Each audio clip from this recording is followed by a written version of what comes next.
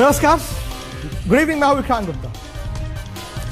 काम तमाम हो चुका है क्योंकि दूसरा मैच भी भारत हार गया 8 विकेटों से। भाई कमाल है, दोनों मैचों में मिलाकर भारत को 2 विकेटें मिली हैं। 8 विकेट से ये बड़ी हार।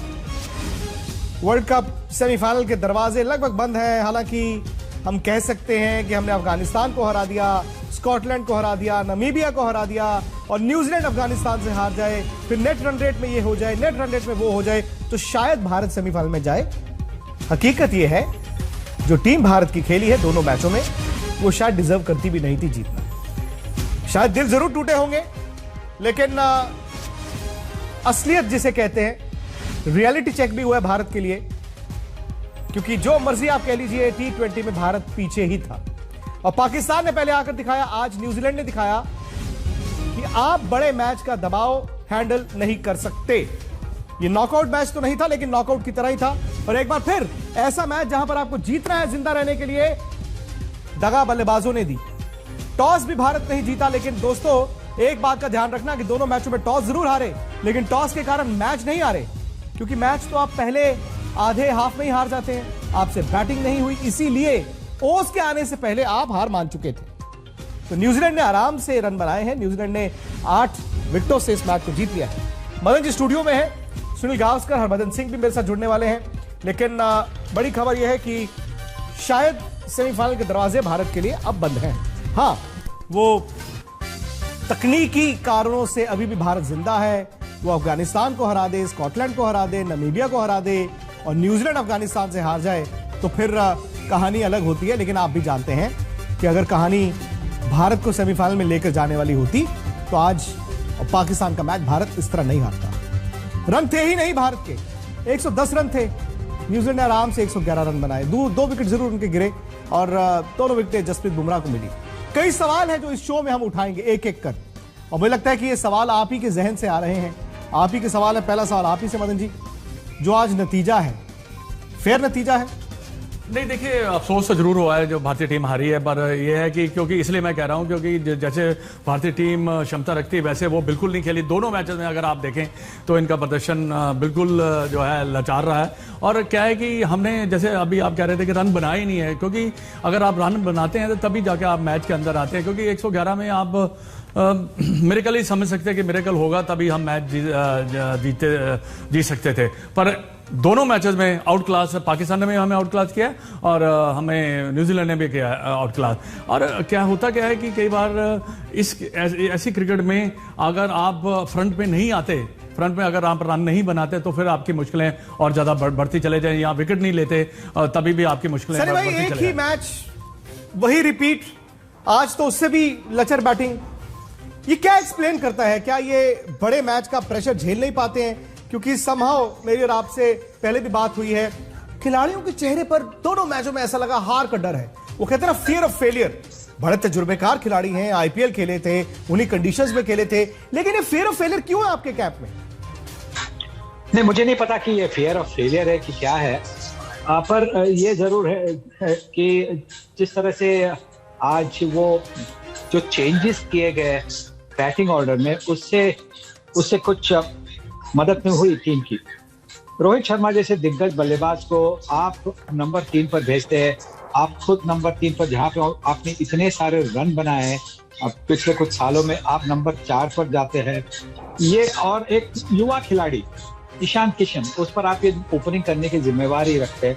देखिए, ईशान किशन एक ऐसे खिलाड़ी है, हिट और मिस जैसे खिलाड़ी है।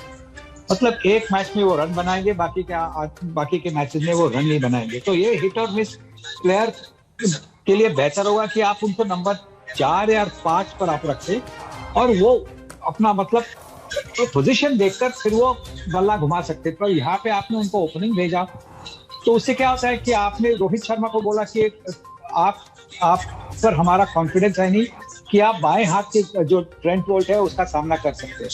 अब इतने सालों के बाद में अगर आप ऐसा कुछ मतलब इसे दिखा देता है, तो फिर बल्लेबाज भी कैसे सोचता है? बल्लेबाज भी सोचता है यार मेरे पास वो काबिलियत है नहीं। तो ये सारी कुछ चीजें होगी बैटिंग ऑर्डर में। हाँ, अगर ईशान किशन ने आके 70 रन बनाए होते तो हम लोग सब कहते अरे यार क्या बहुत अच्छा बहुत अच्छी चाल है।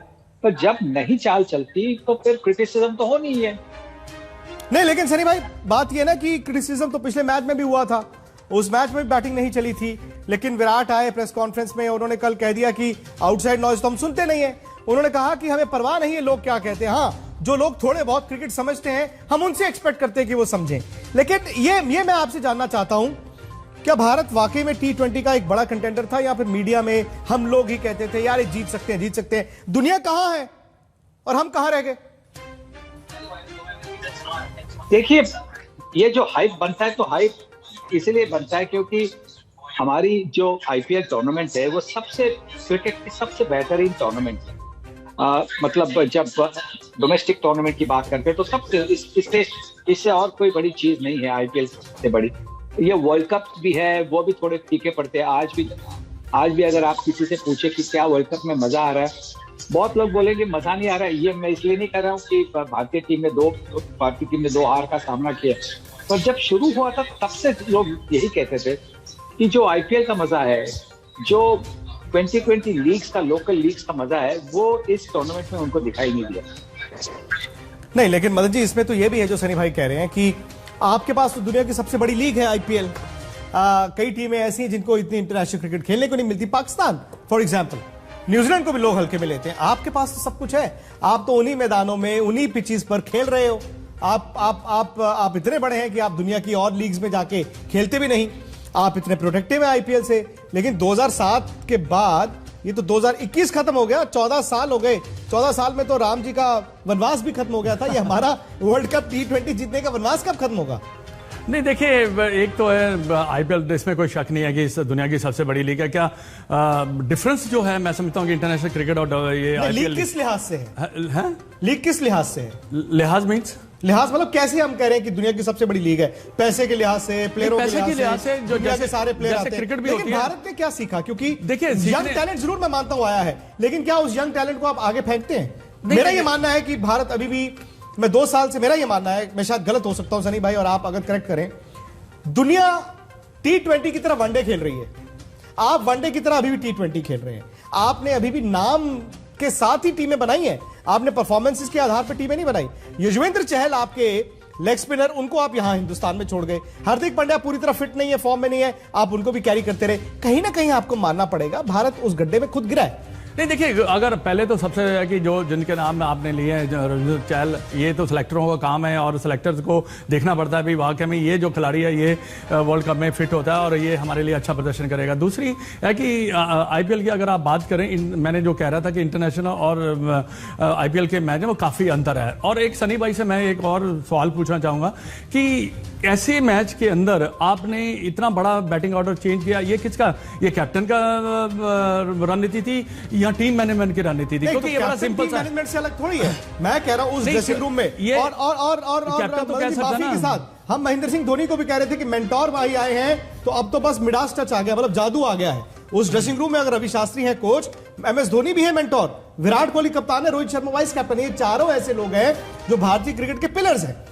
नहीं, पिलर्स तो हैं, बट ये अगर कैप्टन सोचता है कि नहीं यार ये मेरा जो बैटिंग ऑर्डर मैंने चेंज नहीं करना, अगर उसका इसका मतलब है कि वो भी पार्ट ऑफ द ये डिसीजन था। कप्तान के बिना कैसे कप्तान? क्योंकि कई बार ऐसे डिसीजन कैप्टन को हार्ड लेने पड़ते हैं। ये सनी भाई को भी मालूम है कि कई बार ऐसे डिसीजन अगर इतने इंपॉर्टेंट मैच में आप रोहित शर्मा को पीछे फेंक देंगे तो ये भी एक बहुत बड़ा गलत डिसीजन रहा है इनका रहा है जी। क्योंकि आपका बेस्ट बैट्समैन तो ऊपर ही, वो इतने दिनों से खेल रहा है, 2-3 साल से खेल रहा है ऊपर, आप सडनली नंबर 3, फिर सारा बैटिंग ऑर्डर आपका चेंज हुआ। और विराट खुद भी T20 में 4 नंबर पर नहीं खेल सकते दोस्तों।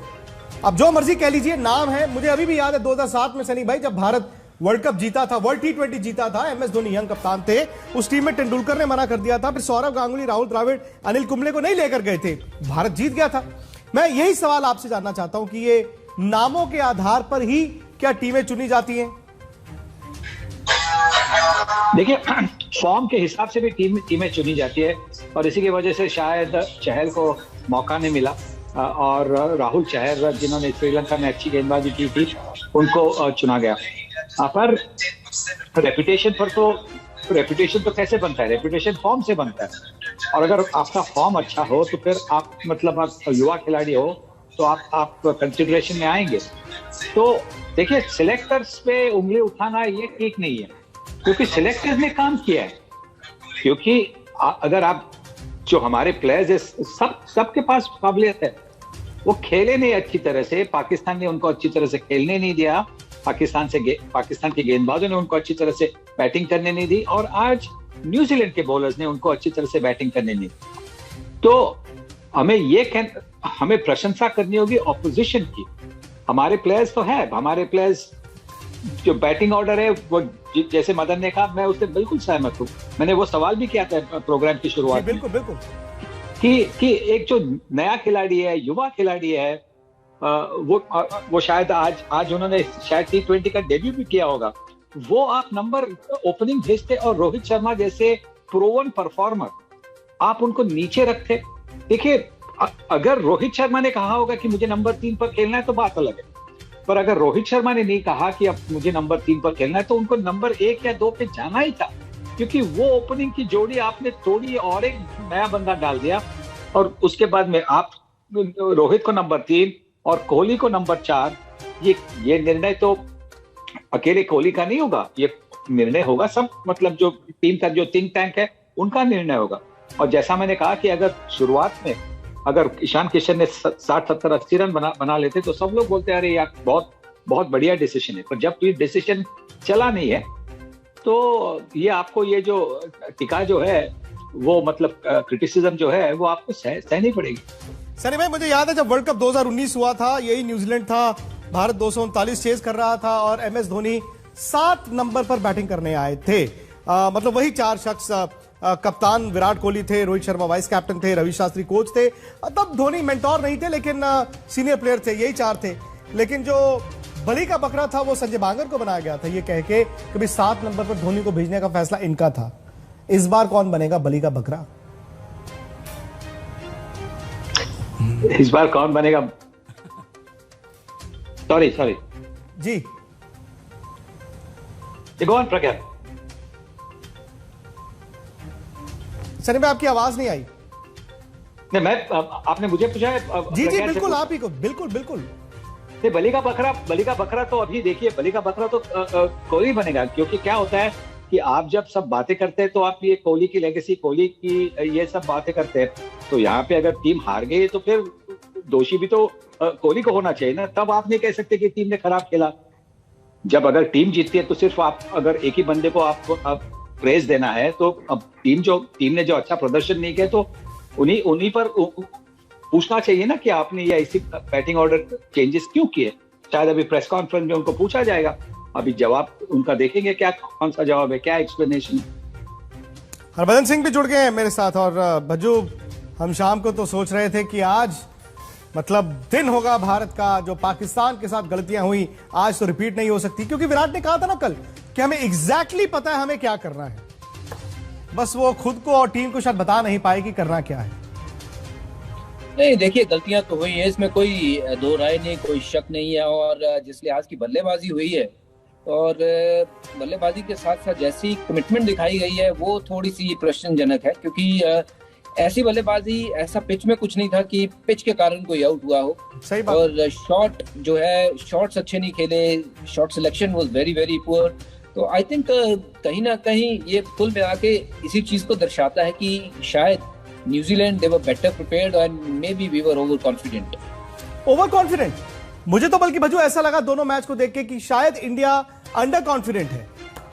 देखिए, कॉन्फिडेंस की कमी दिखी जब आज बल्लेबाजी कर रहे थे, तो जब 2 आउट हो गए तो उसके बाद तो ये बात जाहिर थी कि चेहरों पे लग रहा था कि उतने कॉन्फिडेंट नहीं है। और जब शॉट सिलेक्शन की बारी आई, थोड़े डरे थे प्लेयर, सहमे प्लेयर लगे।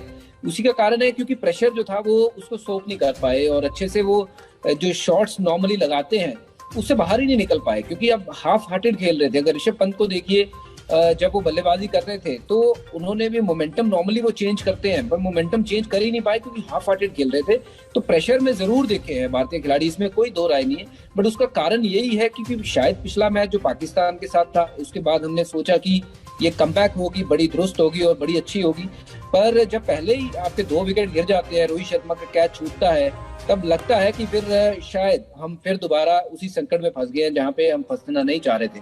और विराट कोहली का वो शॉट जो वो खेलते हैं, नॉर्मली ओवर कवर खेल देते हैं, सिंगल्स जो वो है वो हर बॉल पे लेते हैं, बट आज वो लय में दिखे नहीं। इतने ज्यादा डॉट बॉल मैंने उनको कभी जिंदगी में खेलते हुए नहीं देखा जितने आज उन्होंने खेले हैं। और उसी के कारण उन्होंने वो शॉट खेला जो कि नॉर्मली कभी ऐसा शॉट वो खेलते ही नहीं है। Cross bat shot leg spinner को मिड विकेट के ऊपर मैंने नहीं उनको देखा है कभी मारते हुए, जो उन्होंने आज मारते हुए आउट हुए हैं।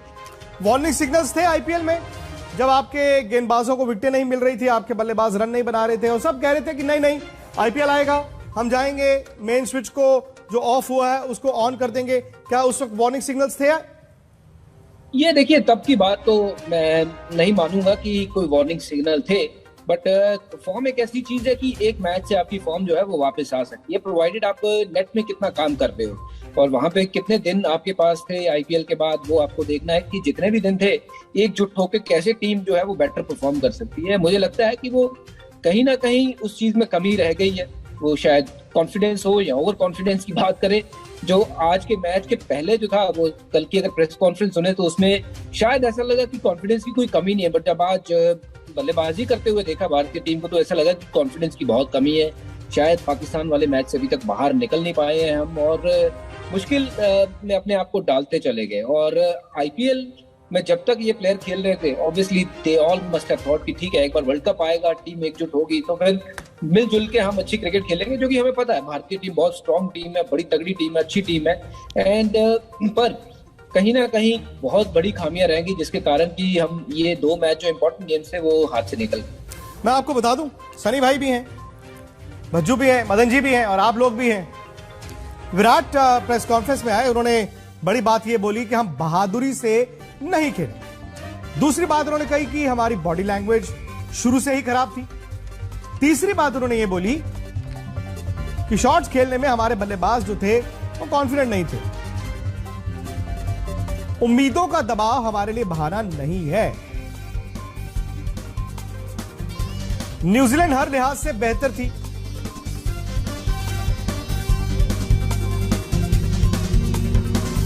सनी भाई, तंबू में हार गया क्या इंडिया? हाँ भाई, देखिए ये काफी निराशाजनक है, ये रिजल्ट निराशाजनक है क्योंकि हमारी जो टीम है वो बहुत अच्छी टीम है और इस बार 2 मैचेस बुरी तरह से हार गई है, तो अब वापसी करना थोड़ा सा मुश्किल है।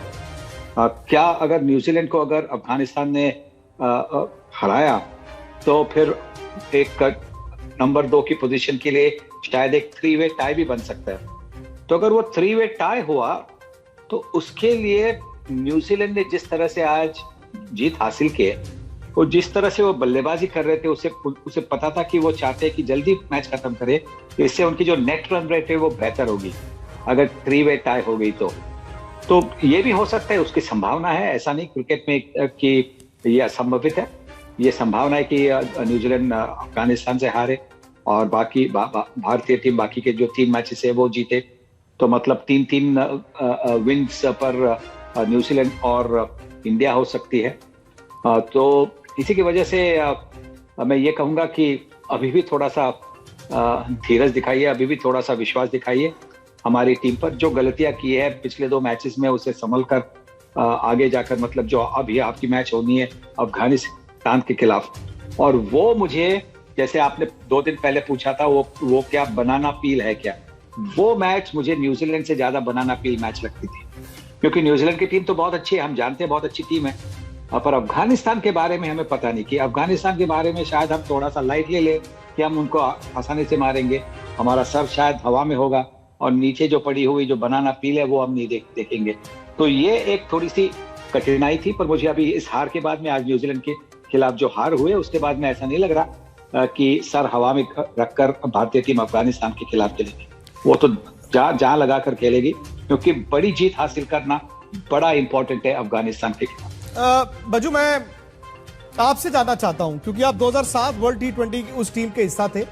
MS धोनी यंग कप्तान, यंग प्लेयर्स, सीनियर प्लेयर्स नहीं थे और टीम ने क्या जबरदस्त परफॉर्म किया था। लेकिन उससे ठीक 5-6 महीने पहले जो मेन वर्ल्ड कप हुआ था वेस्ट इंडीज में 2007, भारत पहले दौर में बाहर हो गया था। मैं अभी भी सनी भाई जी। के साथ खड़ा हूं। अगर वो कहते हैं कि उम्मीद रखनी चाहिए, मैं इनकी बात मानता हूं। लेकिन उस वर्ल्ड कप में जो हार हुई थी, वेस्ट इंडीज वाले वर्ल्ड कप में हार हुई थी, तब ये बातें आई थी। और आप चूंकि खुद उस ड्रेसिंग रूम में थे कि ड्रेसिंग रूम थोड़ा बटा हुआ था, कोच कप्तान काफी कुछ चल रहा था। क्या मैं ये कह सकता हूं कि भारत की टीम भी इस वर्ल्ड कप में डिस्ट्रैक्टेड थी? देखिए, आपको डिस्ट्रैक्टेड कुछ आपको ऐसा लगा जो आपको अलग दिखा हो? नहीं, मुझे देखिए ऐसा दिखने में तो कुछ नहीं लगा कि टीम किसी तरीके से ड्रेसिंग रूम के माहौल के कारण डिस्ट्रैक्टेड थी। ये जरूर है कि टीम अपनी पोटेंशियल पे अभी तक खेली नहीं, और सनी भाई जो कह रहे हैं कि आगे 3 मैचेस हैं, पर हम अब दूसरों के ऊपर डिपेंडेंट हो गए हैं कि दूसरे जो क्रिकेटर्स हैं या दूसरी टीमें हैं वो कैसी क्रिकेट खेलेंगे। ये हमें मानना होगा कि हम उतनी अच्छी क्रिकेट नहीं खेल रहे हैं। अगर हम ऑन पेपर्स देखेंगे तो हमारी टीम जो है वो बहुत स्ट्रांग टीम है और लगता है कि किसी भी टीम को मात दे सकती है। बट आज न्यूजीलैंड ने जिस लिहाज से आके प्रदर्शन किया है, उन्होंने दिखाया है कि शायद आपको बड़े नामों की जरूरत नहीं होती, बड़े काम की जरूरत होती है, जो उन्होंने कर दिखाया है। तो ड्रेसिंग रूम के कारण नहीं, ये ऑब्वियसली या तो फटीक हो सकती है, क्योंकि बायो बबल वाली जिंदगी है बड़ी मुश्किल, और लगातार भारतीय टीम जो है वो बायो बबल से एक जगह से दूसरी जगह जाके मैचेस खेलने, या फटीक भी हो सकती है, मेंटल स्ट्रेस भी हो सकता है, जो कि आप देख रहे हो कि लगातार मैच खेलना और उन्हीं लोगों को मिलते जुलते रहना, और उसके अलावा कोई और काम धंधा नहीं है या जिंदगी नहीं है। तो I don't know what are the reason, but on ground जो परफॉर्मेंस हम एक्सपेक्ट करते हैं भारतीय टीम से, वो नहीं दिखी है हमें। स्पेशली अगर बैटिंग की बात करें तो बैटिंग में अगर आप 111 रन बनाते हो तो फिर बहुत मुश्किल हो जाता है। हालांकि बॉलिंग में भी वो इंटेंट नहीं देखा जो हमने पहले देखा है।